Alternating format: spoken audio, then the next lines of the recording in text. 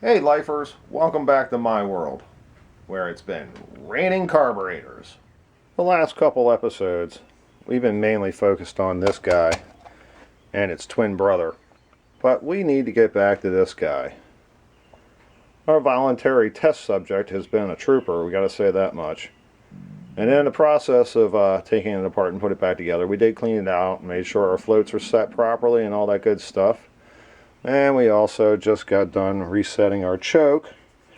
We decided that we were going to dump this huge fitting and put an Edelbrock fitting back in it.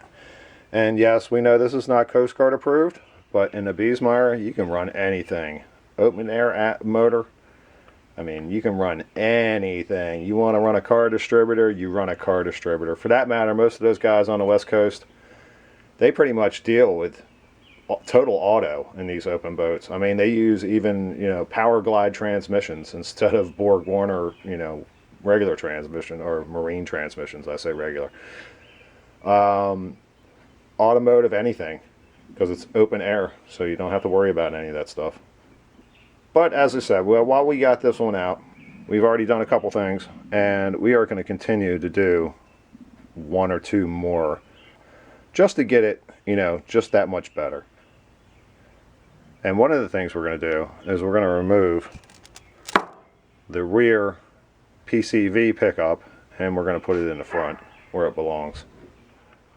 Now when it comes to our automotive version, inlet in the front of the carburetor, and it goes down, and then they drill a hole right there that goes up and meets that. On the marine carburetor, they've drilled the hole that way, but typical of Edelbrock, that's where it was gonna be drilled, but they didn't do it because it's a marine carburetor and the PCV will void their Coast Guard certification.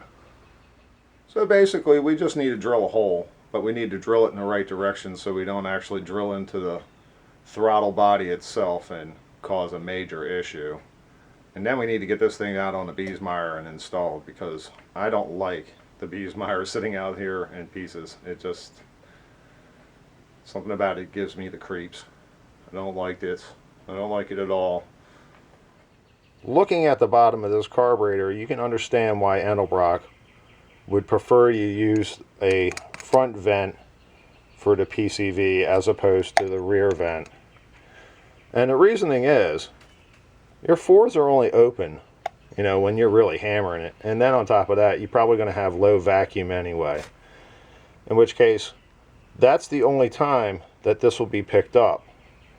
Now, if you use the front port, it'll come through, come down, and no matter where your throttle position is, you'll actually have air traveling down these two bores, which will pick up this material, send it to the cylinders, and burn it off. If it comes in the back, it'll tend to congregate in this area, depending on how deep your intakes are, and we use high-rise intakes, so it even adds more of a kind of a dead space back in here. So that's the reasoning why they want the PCV in the front of the carburetors. But the real reason why we're under here is we really want to determine how big this hole is. And it looks to be about 1/4 inch. So let's go do some drilling.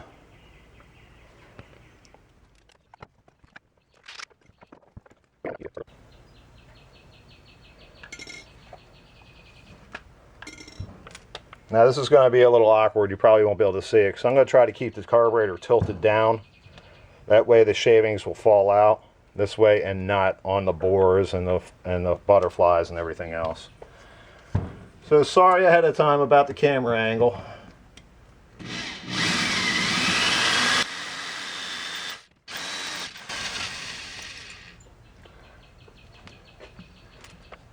I'm not sure if you're going to be able to see that, but you can see my drill bit right on down there. You'll see that. There's the drill bit. Alright. Now the first thing we need to do is decontaminate, because we don't want any aluminum fibers anywhere. So we'll be right back. Okay, our hole is drilled. Comes through right there, which is nice. Now we have to put on a nipple. We're just going to take this piece of tube here and drive it in after I do a little thinning. So let's get you up on a stand. And let's do a little thinning.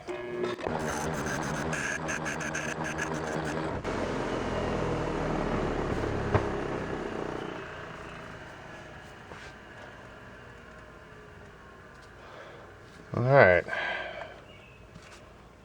Mr. Carburetor. Put Mr. Carburetor up like so. Where's Mr. Bang Bang? Mr. Bang Bang. Put you in like so. Come here, Mr. Bang Bang.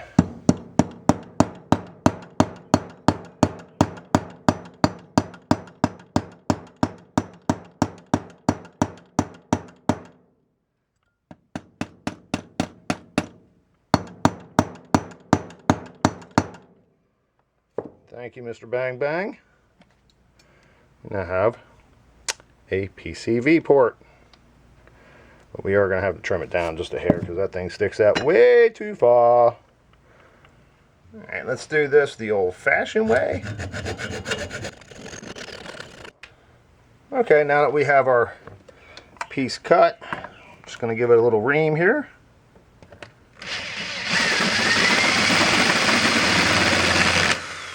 Good enough.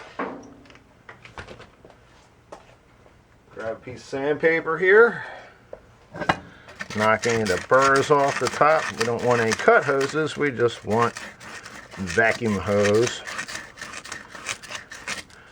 So we'll knock that off. Pull out our trusty hose once again.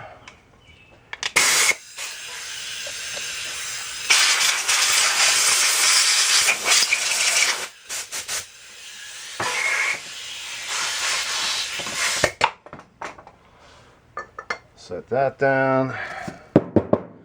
Now we need to decontaminate again. We'll be right back.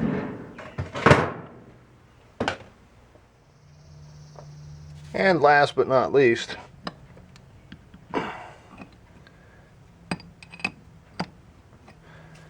is our fitting in the back for a brake booster that now will be plugged.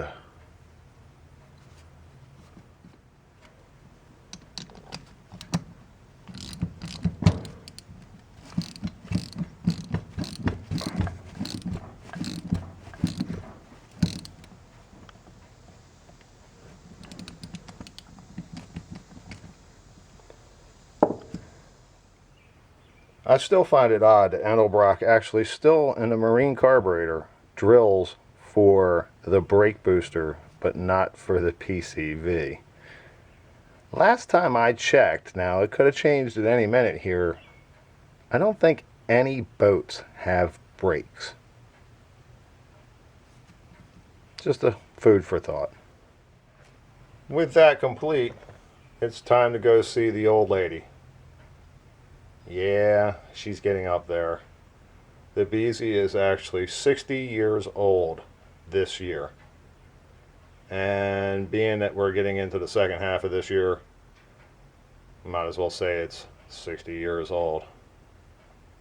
I wish somebody could come over and do a little body work and repaint me and turn me back into something that looked like it just pulled off the showroom floor 60 years later. Oh well. Let's go put a carburetor on.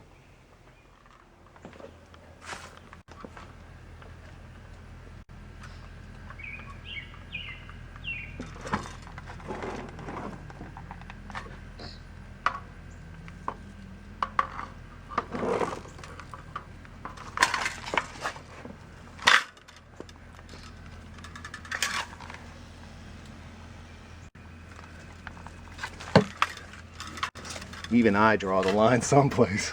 Damn.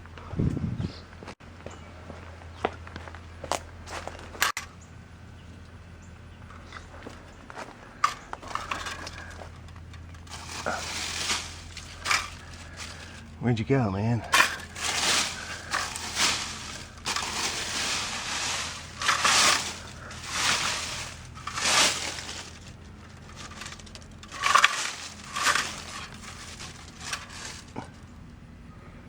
Yeah, maybe he's gone. Alright. This is the last time I'm going to say this. You fans need to stay away from the shop without an invitation. That freaked me out. Freaked me out. Went and took some tools over to the Biesemeyer and opened it up, getting ready to take the carburetor over and shoot that scene. And I turned the corner and I see about a 5-foot black snake rolling its way into the garage. I don't know if I should tell the wife about this one. Oh, darn, darn, darn. Ain't into the snakes, man. I don't like no spiders and snakes, and I've been bit by enough spiders. I don't want to even fool with no snakes. But, alright. Back to race boat life. I may have to go get a shot first.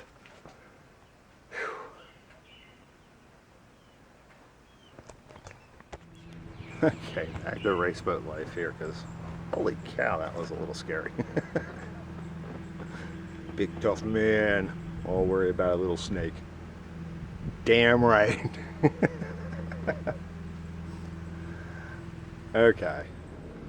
I'm sure a few of you were thinking, after all the preaching I did about this being an open air motor and you can use anything you want, and, you know, you can put a friggin' truck turbo on them if you want to, because it's just exposed to the atmosphere, so there's no chance of fume explosions.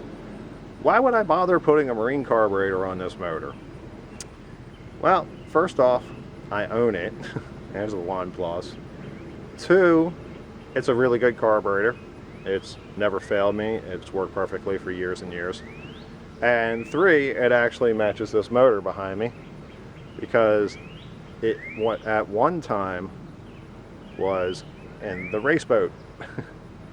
So we have just recycled it basically, and we just kept it together the way it was in the race boat when we were using it for what we call parading around basically with our lame 454s. But this one isn't so lame anymore. Well, they both haven't. Over the years we actually did cam them up a little bit, and you know, new intake and a little bit of this, a little bit of that, but the bottom ends are pretty much, you know, pretty stock.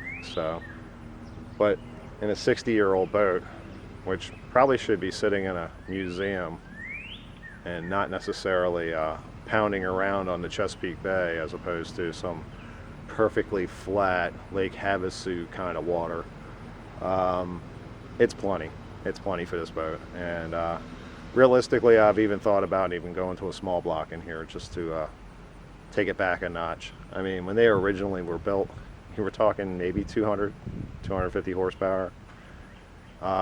Yes, you know, you could have done what Pettyjohn did and, you know, build this massive big block. I believe it was a Mopar, and get 120 plus mile an hour out of them. But, you know, that was a special occasion, you know, and that was a drag race and all that good stuff. So, I mean, the average consumer, you would never see anything close to that in 1959. So, alright, let's go get this carburetor on, and hopefully we don't see our little friend show back up. Whew. And of course, within just panning vision, we are going from blue skies to gray.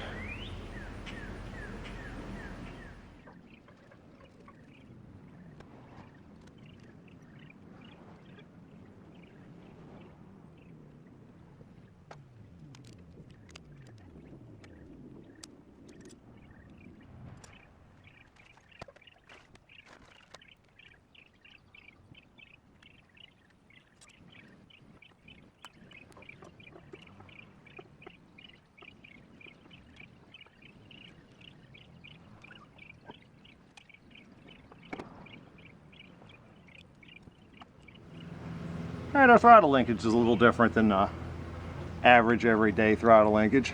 A friend of mine was looking out for my safety in this crazy thing, so he sent me this double return spring throttle keeper.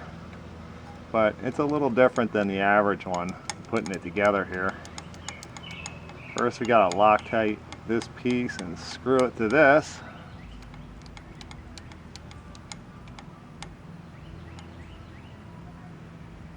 And this is where our channel locks come into play, and the reason why we left them in here the last time.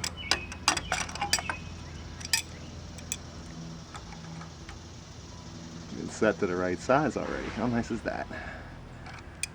Okay. Then on goes a washer, just so it has a good pivot point. And on goes you, which is always the toughest part. And two more washers to fill in the gap. And a baby washer to hold that on. And we put a 3/8 nut on here. And we don't over tighten that because we want this to actually pivot. And the way we keep that from doing that is we take another 3/8 nut and we put it on here. And then we grab our trusty socket here. We can get it out of the intake. Don't need our vice grips anymore. And then we take our trusty needle nose pliers, because they're the smallest ones we have. Get a good bite on that. And just give it enough to jam it up. Alright. And there's one badass return throttle linkage. And before we close up shop here, let's take a look around real quick. We've got our new PCV line going to the front here. We did actually hose clamp it. This doesn't have a barb on it, and we just don't want it to come off, even though it's under vacuum all the time anyway. You see a lot of places we actually have to do some touch-up paint and such. New fuel lines of the new fuel fitting. Everything else is installed. We just had to replug in our choke there. I think it's time to put a top on it and close her back up until we're ready to go do some serious work to this race boat.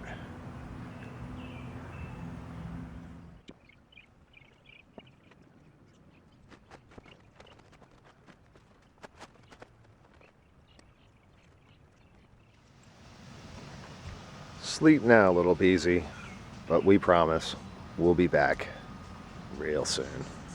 Let's go. Man, we really got to get to that boat. That one's also a ABCBS champion. But first we have to clean up. It's hot, man. Real hot. Alright, we had to make a quick stop over at the Fiberglass Freedom Machine here to check on a couple things before we go gung-ho into our project. And one of them we wanted to make sure of, which doing the carburetor and the Biesemeyer reminded us that this boat used to have electric chokes. So we wanted to make sure our wiring is still there. And we're pretty good. It's still there. It's just capped off, so it should be fine. I mean, we may have to put a little extension on it, but you know, what the hell. It's better than having to run it from the dashboard. So we're good there. And the next thing is, we are having a fit over fittings. We ordered fittings through Amazon to do a 90-degree turn on those Edelbrocks and come around and meet these down here.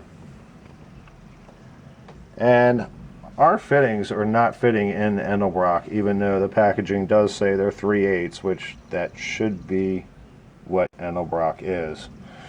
So we came over here real quick and we tested to make sure that the 6AL is the right size. But now we got to figure out what we're going to do about this. And the last set I ordered took like 8 days to get here, and I am not going to wait 8 days. Our sacrificial,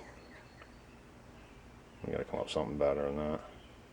I'm sure by now a few of you are thinking, now I'm sure after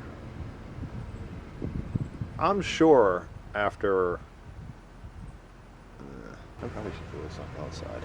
I gotta do this on the other side. Just to get it that one a cup. That really screwed me up when that shit stuck to it. And out this hole, if I'll stop. Looking at the bottom of this carburetor, now we probably should give it a second to fade in. The motor kind of matches. Ah, damn, this works. This don't work at all. We'll have to edit and pause and go back to another one while I get my crap straight. While we're under here, the reason